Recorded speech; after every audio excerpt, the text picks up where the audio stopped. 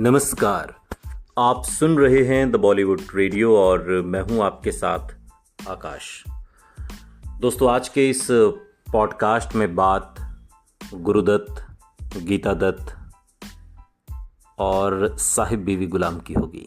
अब आप सोच रहे होंगे कि साहिब बीवी गुलाम में भला गीता दत्त का क्या काम। जी, गीता दत्त हैं इसमें, फिल्म में ना सही लेकिन उस फिल्म की मेकिंग में, उस फिल्म के बनने में, उस जिद में गीता दत्त का नाम है, जो गुरुदत्त को ताउम्र सालती रही जब तक वो जिंदा रहे। हम बात कर रहे हैं साहिब बीवी और गुलाम की। गुरुदत्त की बात हो रही है, गुरुदत्त की पत्नी गीता दत्त, मशहूर गायिका। ललिता लाजमी है जो कि गुरुदत्त की बहन है, और एक बार उन्होंने कहा था कि अपने एक इंटरव्यू में कि साहिब बीवी और गुलाम के निर्माण के दौरान गीता और गुरुदत्त के झगड़े बढ़ गए थे। और वहीं गीता दत्त ने बाद के दिनों में एक इंटरव्यू दिया और कहा कि साहिब बीवी और गुलाम हमारी अपनी जिंदगी की कहानी है। तो आखिरकार साहिब बीवी और गुलाम की पटकथा तैयार हो गई। बहुत पीछे आज हम आपको लेकर चल रहे हैं इस पॉडकास्ट के जरिए।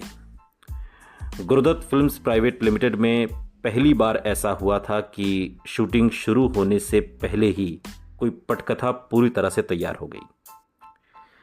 ये 60 का दशक है और इस पटकथा के तैयार होने के बाद गुरुदत्त ने अबरार अलवी से पूरी पटकथा उनकी आवाज में एक स्पूल में रिकॉर्ड करने को कहा।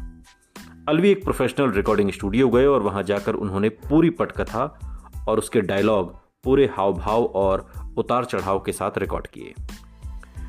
गुरुदत्त ने उनके प्रामाणिक उर्दू लहजे को समझने के लिए डायलॉग्स को बार बार सुनना शुरू कर दिया। वो फिल्म को जल्द से जल्द फ्लोर पर ले आना चाहते थे। हर कोई मानकर चल रहा था कि फिल्म का निर्देशन गुरुदत्त ही करेंगे। वो उस समय किसी अन्य प्रोजेक्ट में बिजी भी नहीं थे। हालांकि गुरुदत्त की बहन ललिता लाजमी बताती हैं कि वो इस जिम्मेदारी को उठाने लायक सही मानसिक स्थिति में नहीं थे। साहिब बीवी और गुलाम के दौरान उनकी निजी जिंदगी का तनाव कई गुना बढ़ गया था और ऐसे में उन्होंने निर्देशन का मौका अबरार को दिया, लेकिन गानों का निर्देशन खुद ही किया। इस फिल्म के दौरान हुई घटनाओं ने साबित कर दिया था कि उनकी मानसिक दशा सचमुच बेहद कमजोर थी। अबरार अलवी लोनावाला की एक शाम की घटना को याद करते हुए बाद के दिनों में कहते हैं, जिसमें गुरुदत्त ने उन्हें साहिब बीवी और गुलाम का निर्देशन नहीं करने का अपना निर्णय उन्हें बताया था। अबरार और उस समय वहां मौजूद अभिनेता राम सिंह ने उन्हें समझाने की कोशिश की, लेकिन गुरुदत्त ने जवाब दिया, परेशानी ये है राम सिंह कि मुझे न केवल ये पता है कि कैसे निर्देशन करना है, बल्कि ये भी पता है कि निर्देशन के लिए क्या चाहिए। जिस मानसिक पीड़ा, भावनात्मक थकान से मैं गुजर रहा हूं, वो निर्देशन करने वाले किसी मास्टर की दशा नहीं हो सकती।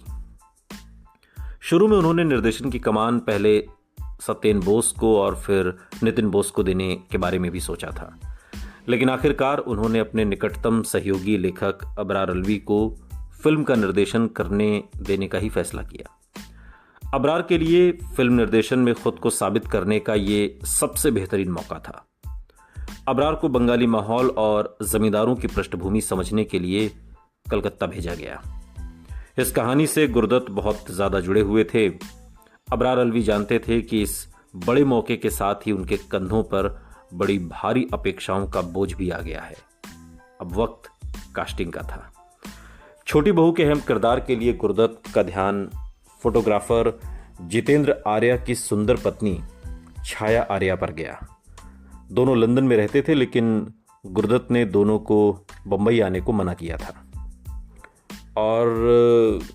लेकिन बाद में चूंकि यहीं पर मुलाकात होनी थी, तो फिर दोनों को मनाया गया कि आप बंबई आइए। दोनों मुंबई आए और छाया आर्या के साथ फोटोशूट हुआ।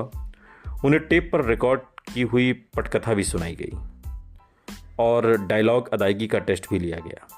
हालांकि जब फोटोशूट के स्टिल चित्र आए तो गुरुदत्त बहुत निराश हुए। छाया तराशे हुए नैन नक्श के साथ एकदम शहरी लग रही थी, जबकि गुरुदत्त छोटी बहू के कठिन किरदार के लिए नर्म ममतापूर्ण नैन नक्श के साथ एक स्वच्छंद चेहरा चाहते थे। छाया के लिए बेहद दिल तोड़ देने वाली बात थी, जो इस फिल्म के लिए लंदन से अपना ठिकाना छोड़कर बम्बई शिफ्ट हुई थी। हालांकि फिल्मकार के रूप में गुरदत्त ने समझौता नहीं किया।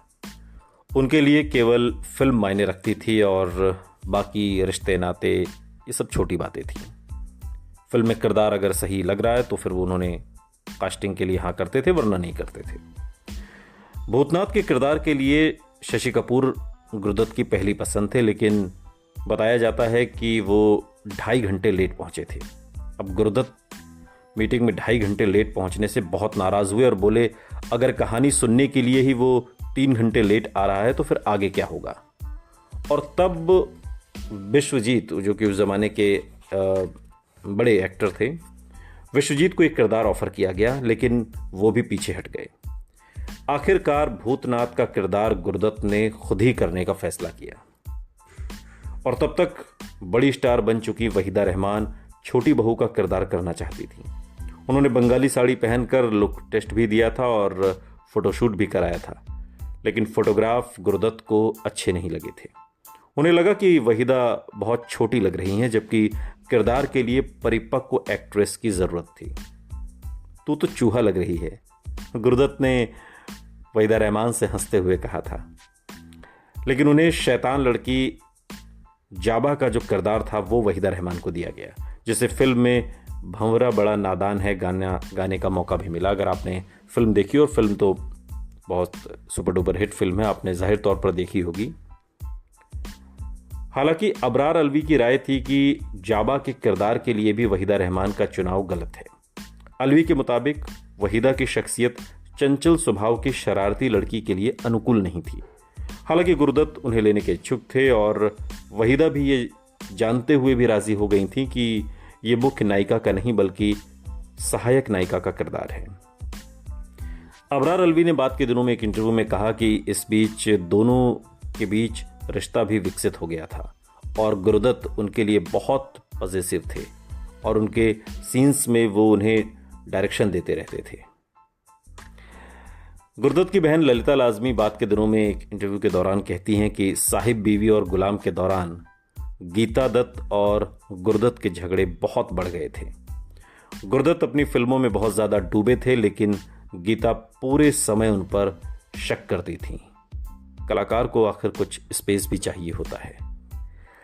गुरदत्त वहीदा रहमान के जुड़ाव कथित रिश्ते के बारे में बहुत कुछ लिखा जा चुका है, लेकिन गुरदत्त के निकटतम सहयोगी अबरार अलवी ने लेखिका सत्या सरन की किताब 10 Years with गुरदत्त में ही खुद ही सारे राज खोले। उन्होंने कहा कि यूनिट के हम में से कई लोग महसूस करते थे कि गुरदत्त की पत्नी गीता दत्त की तुलना में वहीदा उनके साथी की तुलना में हद से ज़्यादा सूट करती हैं। गुरदत्त की माँ भी यही राय रखती थी। वो कभी भी बिना किसी बात के शूटिंग का पैकअप करवा देते थे और किसी बहाने से मुझे बाहर भेजकर उनके साथ अकेले रहने का मौका ढूंढ लेते थे, उनके यानी वहीदा रहमान के साथ। और अक्सर वो मुझसे कहते थे पता नहीं क्यों मैं उसके सामने ज़्यादा बोल नहीं पाता यार। और जिस तरह के गुमसुम रहने वाले इंसान वो थे, उस हिसाब से उन्होंने भरसक अच्छी तरह से अपने लगाव का इजहार भी कर दिया था। नसरीन मुन्नी कबीर ने अपनी किताब कन्वर्सेशंस विद वहीदा रहमान में सीधे एक बार पूछ लिया था, उनके साथ आपके रिश्ते को लेकर बहुत सारी अटकलें लगाई जाती हैं। हर कोई ये मानता है कि आप लोग एक दूसरे से प्यार करते थे। जब आप उनके साथ फिल्में कर रही थीं तब इस कारण कोई स्कैंडल हुआ था क्या? इस पर वहीदा रहमान का जवाब था, चूंकि उनकी मौत एक रहस्य थी, किसी को नहीं पता था कि वो खुदकुशी थी या हादसा, इसलिए बहुत उत्सुकता थी। उनकी मौत हम सब के लिए एक बड़ा सदमा थी। वो केवल 39 साल के थे, वो युवा थे। हर कोई यही सवाल करता था उन्हें इस तरह से जान आखिर क्यों देनी पड़ी। मेरे कभी किसी फिल्मी साथी ने मुझसे हमारे रिश्ते के बारे में निजी सवाल नहीं किया। ये तो बाकी लोग और प्रेस को उत्सुकता रहती थी, मीडिया को, और वो अब करीब 8 साल बीतने के बाद भी बनी हुई है। गुरदत्त की मौत के 8 साल बाद वहीदा रहमान ने ये इंटरव्यू दिया था।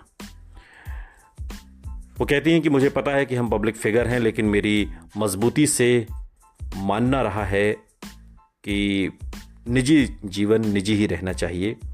जो काम हम अपने पीछे छोड़ जाते हैं दुनिया के लिए केवल वही मायने रखता है और उसी से दुनिया का वास्ता होता है। वहीदा रहमान ने इस इंटरव्यू में ये बात कही थी। लेकिन गुरदत्त की खुदकुशी वाकई एक सदमा थी। एक ऐसा डायरेक्टर, एक ऐसा एक्टर, एक ऐसा सितारा जिसका पत्नी से आए दिन झगड़ा होता था और जो इश्क करता था वहीदा रहमान से, और एक रोज़ अचानक खुदकुशी कर लेता है। सुनते रहिए द बॉलीवुड रेडियो, सुनता है सारा इंडिया।